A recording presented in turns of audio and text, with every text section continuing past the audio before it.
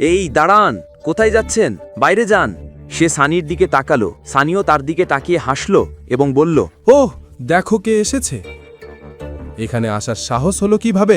Security sir, এই ছোট লোকটাকে ভেতরে যেতে দিও না। এ শুধু আকরাম স্যারের ঝামেলা বাড়াতে এসেছে। অভিনব, একটা উপদেশ দেব। তোমার দারিদ্রতাকে একটু মেনে নাও এবং সেই অনুযায়ী জীবনে এগিয়ে চলো। তোমার বাবা আকরাম স্যারের গাড়ি চালাতেন, তার মানে এই নয় যে তারা বন্ধু হয়ে গিয়েছিলেন। তোমার বাবা আকরাম স্যারের সামনে পেছনে ঘুরে কোনো লাভ পাননি, তাহলে তুমি কিভাবে সামনে পেছনে ঘুরে লাভ পাবে? সানির কথা শুনে অভিনবের রাগ বাড়ছিল। সানির আচরণে সে বিরক্ত হয়ে গিয়েছিল। চাইলে সে সঙ্গে সঙ্গে জবাব দিতে পারত, কিন্তু সে ভাবল ফোনটা বের করাই ভালো। সে আকরামকে ফোন করতে যাচ্ছিল, কিন্তু তার আগেই তুমি কি করছো? ও আমার সঙ্গে এসেছে। কিছু বলতে চাইছো? তাহলে যেতে পারো, আমার সঙ্গে এসো। সানির মাথা গরম হয়ে গেল। সেদিন পার্টিতে আর আজ এখানেও অভিনব সানিকে ভুল প্রমাণ করে দিল। আকরাম কি তোমাকে বলেছে আমি এখানে কেন এসেছি? এটা শুনে জেনির কান খাড়া হয়ে গেল। অভিনবের মতো একজন যে এখানে চাকরি চাইতে এসেছে, সে আকরাম স্যারকে শুধু আকরাম বলে ডাকছে। জেনি এই প্রশ্নের উত্তর দিল না। তুমি আমার প্রশ্নের উত্তর দিলে না। জেনি যেভাবে সরি বলল তাতে অভিনব বুঝে গেল যে সে তাকে পছন্দ করে না। এতক্ষণে জেনি টেবিলে রাখা একটি কাগজ তুলে নিল। সেখানে সেই সব চাকরির নাম লেখা ছিল যা অভিনব করতে পারে। আকরাম তাকে অনুমতি দিয়েছিল যে অভিনব যেটা চাইবে সেটা সে বেছে নিতে পারবে। এদের পাশে তারকা চিহ্ন কেন আছে? কেউ ইতিমধ্যেই সেই পদে কাজ করছে, তাই ওই পদগুলো খালি নয়। তুমি কি চা বা কফি নেবে? ম্যানেজার, আমি ম্যানেজারের পদটাই চাই। কিন্তু ম্যানেজারের পদের পাশেও তো তারকা আছে। আমি জানি। তাহলে তুমি কিভাবে এমন পদের জন্য বসতে পারো যেখানে ইতিমধ্যেই কেউ বসে আছে? তুমি কি চাও সেই কর্মচারী চাকরি ছেড়ে দিক? আমি তেমন কিছু বলিনি। তুমি বলো এই লিস্টটা আমাকে কে দিয়েছে? তুমি? হ্যাঁ, কিন্তু জেনি দেখো, এটা আমার দোষ নয়।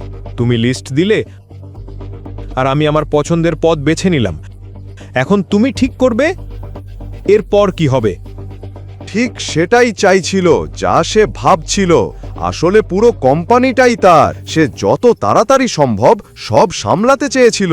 ঠিক আছে মিস্টার অভিনব, তোমার কিছু তথ্য আমার লাগবে। তোমার অফিস কাল থেকে শুরু হবে। পারফেক্ট, ধন্যবাদ। কিন্তু মন্টি আসার আগে সে কিছুই করতে পারবে না। তাই সে ম্যানেজারের পদটাই চেয়েছিল, যাতে অনন্যা এবং তার বাবা মায়ের সামনে নিজের যোগ্যতা প্রমাণ করতে পারে।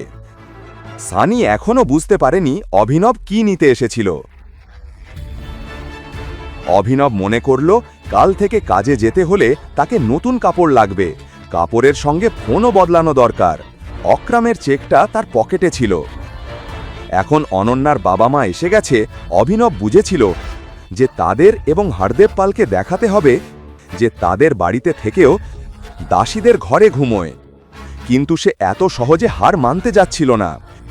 সে প্রমাণ করে দেবে যে সেই বিশ্বের সেরা জামাই।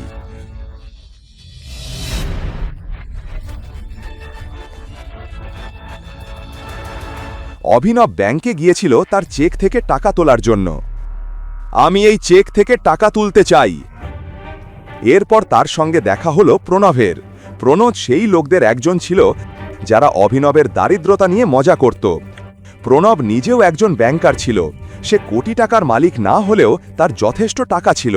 সে অভিনবকে চিনত, কারণ অভিনব প্রায়ই এই ব্যাংকে ডেলিভারির কাজ করতে আসত।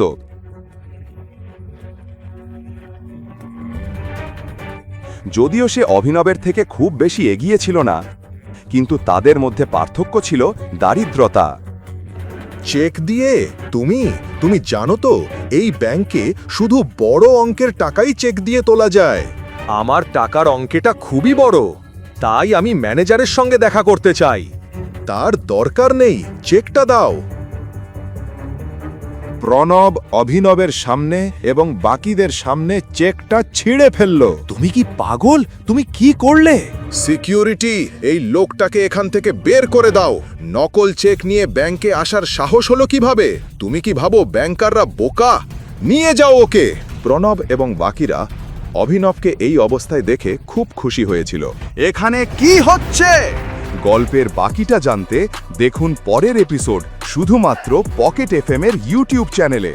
আর দ্য রিটার্ন অফ টাইগারের সব এপিসোড শুনতে বর্ণনায় দেওয়া লিংক থেকে পকেট এফএম অ্যাপ ডাউনলোড করুন।